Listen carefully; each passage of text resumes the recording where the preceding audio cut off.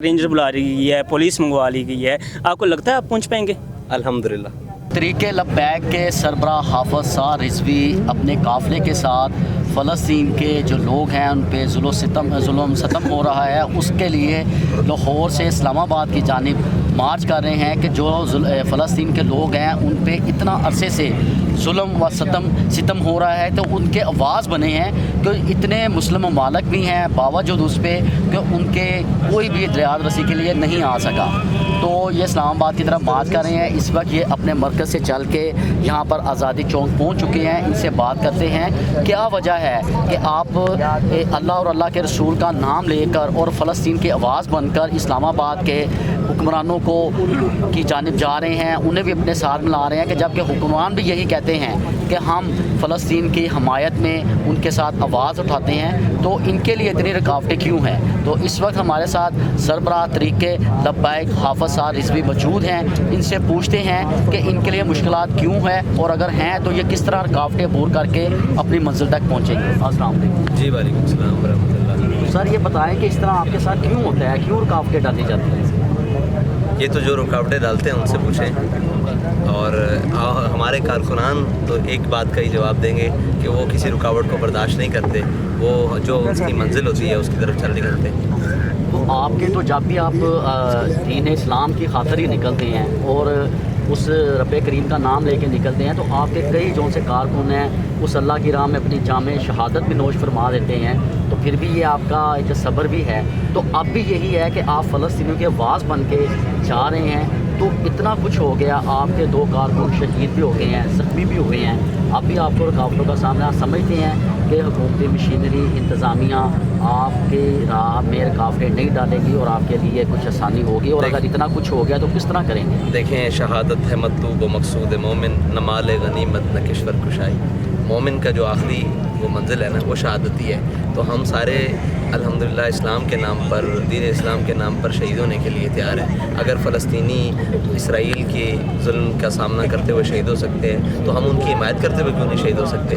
पूरी कौम ये वावेला करती है, कोई नहीं है बात करने वाला, अल्लाह ने हमें चुना है। हम उनके राह में उनके लिए बात यकजहती करने के लिए, उनके साथ आवाज़ बुलंद करने के लिए, उस जुल्म और जबर के ख़िलाफ़ जो तकरीबन 2 साल से ऊपर हो गए हैं, आज तकरीबन 2 दिन, तो 2 साल 2 दिन हो गए, उसके ख़िलाफ़ निकले हैं। तो इंशाअल्लाह हमें कोई हुकूमत से कभी भी खैर की तवक्को नहीं है। ये हुकूमतें इंटरनेशनल लॉबीज़ की बनाई हुई हुकूमतें हैं जो हमेशा हक़ की आवाज़ को दबाने के लिए सरगर्म रहती हैं, और ये ख़ुद पिंडी से लेकर लाहौर तक मार्च नहीं करते हैं। मुझे क्यों निकाला?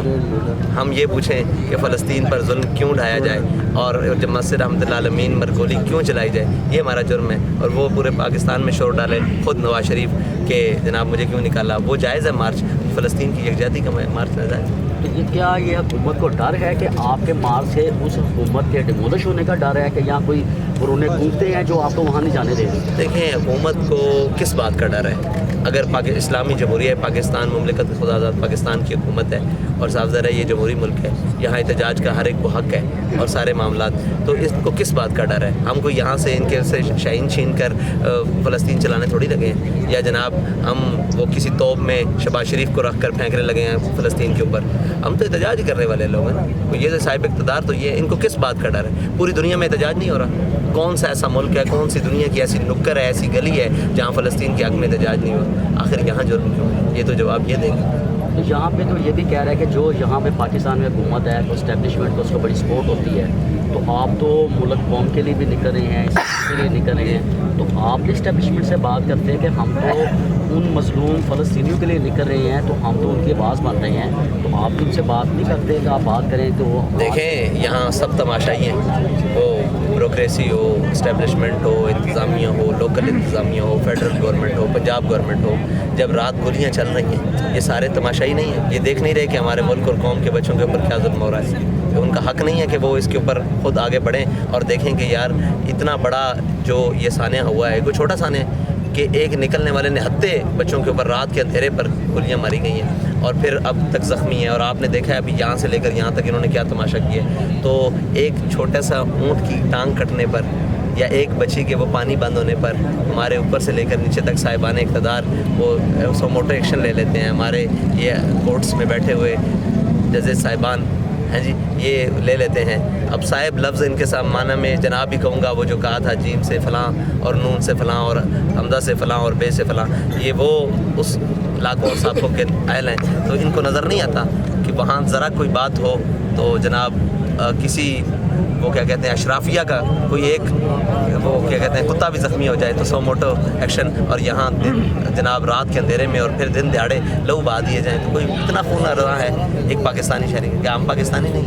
ہمارے پاسپورٹوں پہ کیا کچھ اور درج ہے؟ کیا ہمارے شناختی کارڈ کسی اور ملک کے ہیں؟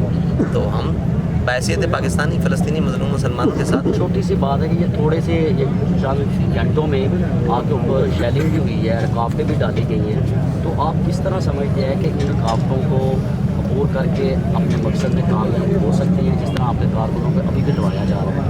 دیکھیں جو ہے نا تحریکوں کا حصہ اور جو تنظیمیں ہیں ان کا حصہ ہوتی ہیں, رکاوٹیں, شیلنگ, یہ گولیاں, یہ لاٹھیاں, یہ ان کا حصہ ہوتے ہیں.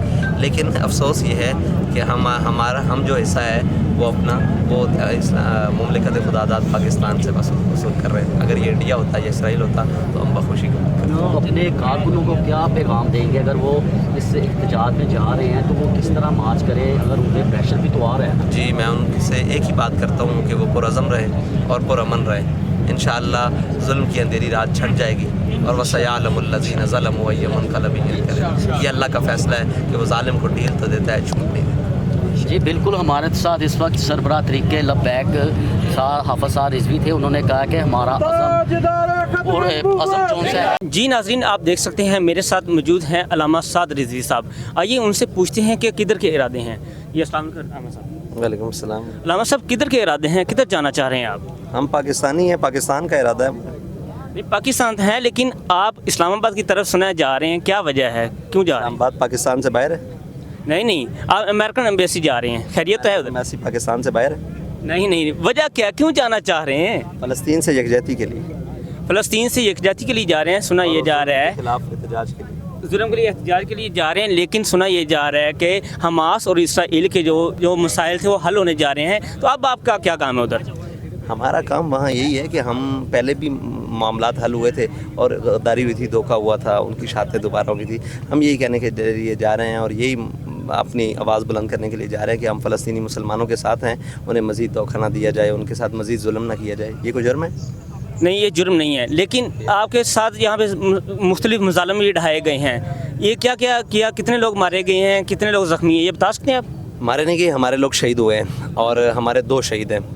اور تقریباً اس وقت جو پہلے دن کے زخمی تھے وہ تقریباً درجن سے زائد تھے اور اب تک زخمیوں کی تعداد تقریباً 35 سے 40 کے قریب ہے. اور جو بلٹ سے زخمی ہیں. علامہ صاحب بہت حکومتی جو جتنی بھی مشینری ہے وہ اکٹھی ہو چکی ہے, رینجر بلا رہی ہے, پولیس منگوا لی گئی ہے. آپ کو لگتا ہے آپ پہنچ پائیں گے؟ الحمدللہ. آپ کے کارکنان پرجوش ہیں یا نہیں؟ وہ تو آپ بتائیں گے, ہم سے تو پہلے ہی آگے. چلیں جی جناب, آپ نے دیکھا کہ ہمارے ساتھ علامہ صاد رضوی تھے اور آپ نے ان کا موقف بھی جانا. بہت شکریہ, جزاک اللہ.